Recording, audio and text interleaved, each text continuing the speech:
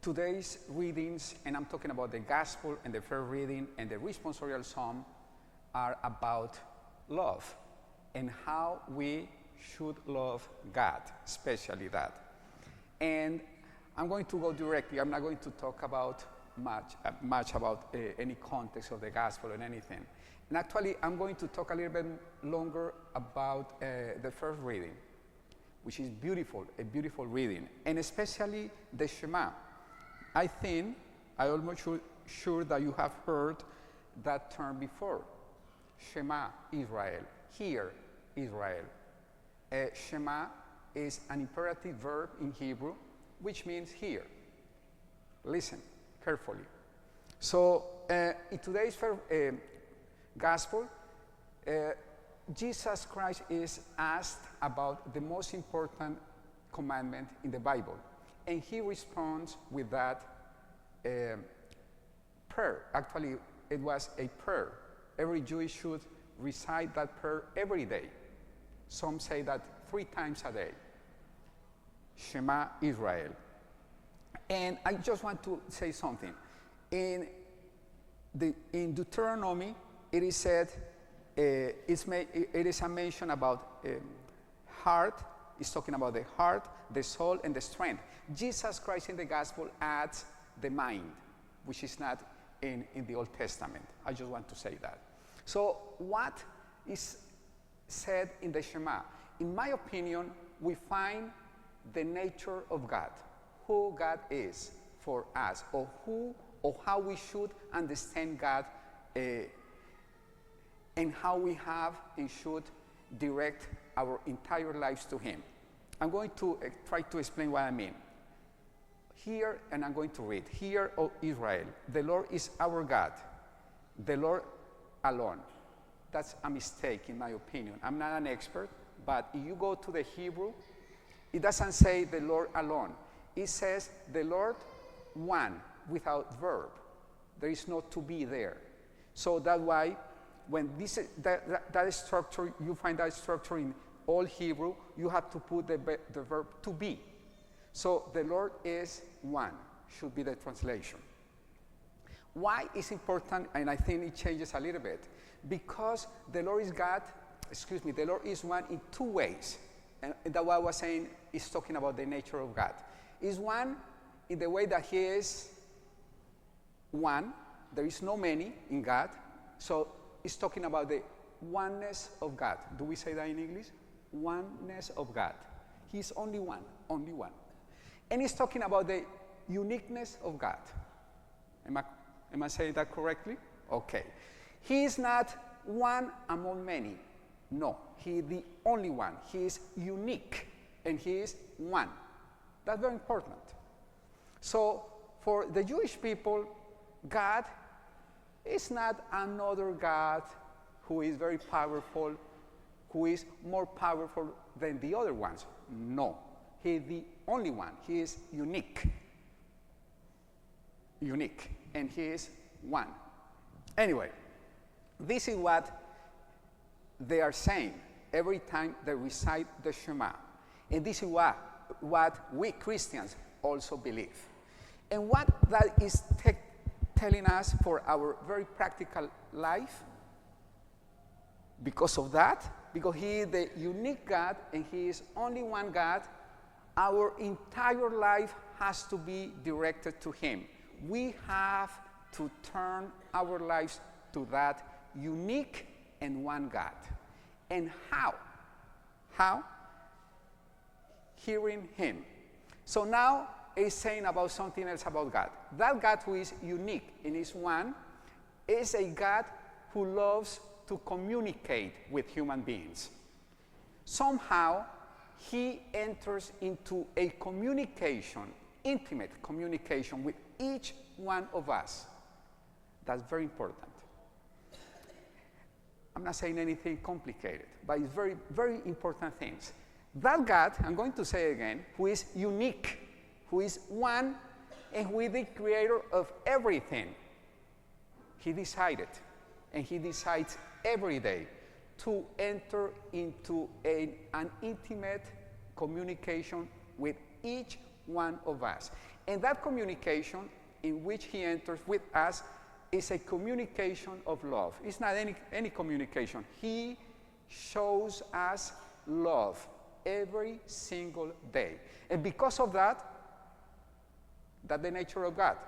We have to hear, which means we have to be attentive to what God is telling us every single day. And I think that should be the disposition of every Christian always. It's very important to do that. And let me tell you, as a priest, I have been a priest more than 20 years now, just 21, okay, but it's more than 20. I have heard many people telling me, asking me, Father, how can I discover what God is asking me? That's the question. And I think and I say, how can I complicate it? I do not have a formula. I cannot say, okay, go and do that and that and that equals, now you know what God is telling you. I cannot. Because actually in my own life, I struggle every day to find out what God wants for me. It is a search. It is a search that I want to really get what God is trying to tell me to do. So even if there is not a formula about how we can get that, the only thing I can tell you is that he is communicating with each one of us every day. It is a loving communication in which he wants to show us what he wants, who he is. And knowing who he is and what he wants in our lives, it is happiness, complete happiness. Because now we reach the fulfillment of every single human being. When we know God and when we do what he wants. That's the key to be happy in this life. That's the key to be a Christian, to be a good follower of Jesus Christ. So my invitation is to be open here, O Blessed Sacrament Church, members of Blessed Sacrament Church, that God is talking to you, that God is revealing to each one of you who he is and what he wants from you every day. So it is a complete openness and disposition to receive God's revelation. And that should be, again, the disposition that we should have every day. Be attentive to God. First point. Second point. Because God is a God who communicates himself to us plainly, who wants to let us know who he is and what he wants, and who is the unique God. There is no more gods. And who is only one God, we have to love him. Our entire lives should be a complete openness to that God, and because he loves us, that communication I was saying is a loving communication. The only human response is loving him back. Loving him back. And how the Bible said that we have to love God? I'm going to read it. We have, you shall, I'm going to say you, I'm going to use the pronoun you, but we can use it we. We shall love, or you shall love the Lord your God first, with all your heart, with all your soul, and with all your strength. Remember, Jesus Christ in the gospel, today's gospel, adds mind. But here in the Old Testament is only that. Heart, soul, and strength. Heart and soul. It is not two different ways of loving, actually. It is the entire human being loving. In the Bible, heart, we see very different that how we understand heart. We say he or she see my heart. It is more like emotions for us, the heart, as we understand that now. The Bible is not with emotion. I'm not saying that it cannot be included, especially the will of the will. So the seed when human beings make decisions, that the heart. It's very interesting. So we have to love God with all our heart. It is a way to, it is another way, we can say that in another way. We have to make the decision every day that we are going to love God. So it is a decision that we have to make every day. Every day. I guess, and I'm going to give you an example, okay? Only one. I don't know how many of you, maybe today is not a good idea to talk about that, but anyway, because we had an extra hour of sleep. And I was talking on the sacristy, I don't know what happened today. I woke up and it was not a regular, I forgot that changing of time. That's crazy for me. My body wakes me all the time at the same time. And I go to, anyway. So today I said, what is going on? It's not time. I was watching my iPhone. It's not time, but anyway, I don't want to sleep anymore. But I said, I'm going to stay here because I do not change that. Deacon told me about that. I said, now I understand. Anyway. We have to decide, you have to decide, you more than me maybe, every single weekend, and you have to fight that, every single weekend to come to church. I cannot get, I guess that every single weekend life gives you many excuses to not come here. I don't know, I have that in my mind, in my heart, that every single weekend you have to wake up, say, 8:30, 11 a.m., maybe 5 p.m. I'm saying that because sometimes that happens to me, but I have all of you in mind. I say, I don't have any choice, so let us go involved. Take a shower and wake up completely and go to say the Mass. And I put myself on your shoes and I say, maybe this weekend I would skip Mass. I'm sorry to say it that way, it's okay? Don't tell anybody. We have to make a decision every day that we are going to love God. And we do not have that in mind, that may be a problem. It is a decision.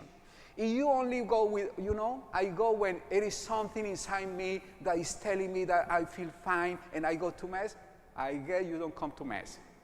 Or very seldom you come to Mass.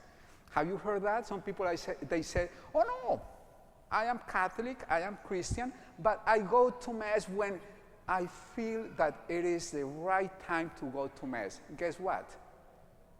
That time doesn't come very often.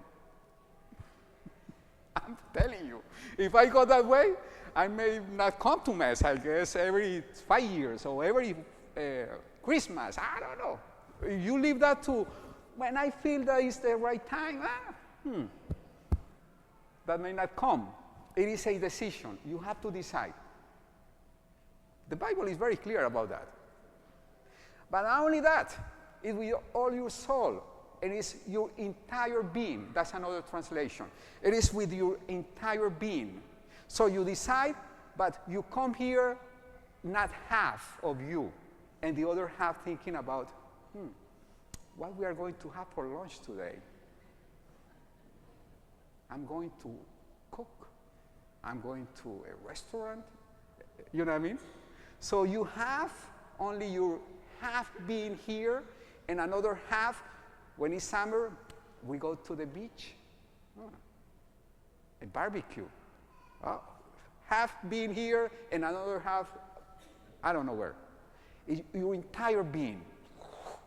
This is what the Bible is asking us, with our entire being here for an hour.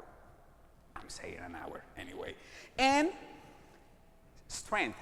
Scholars say that strength means that there is not always like we can say, okay, I have loved you, God, enough, so I'm going to stop here.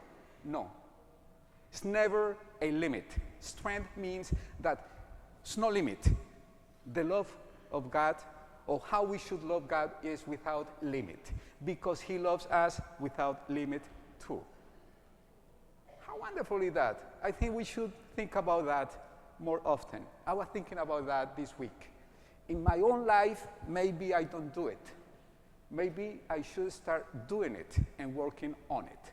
So let us leave it like that today. Only 2 points. The second point has like 3 points anyway. So remember, because God is the unique and one God, we have to be attentive to him.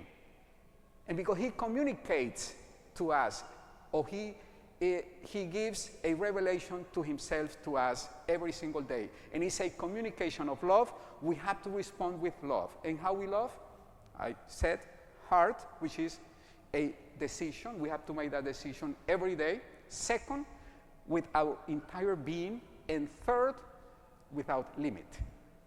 In that way, God is asking us to love him.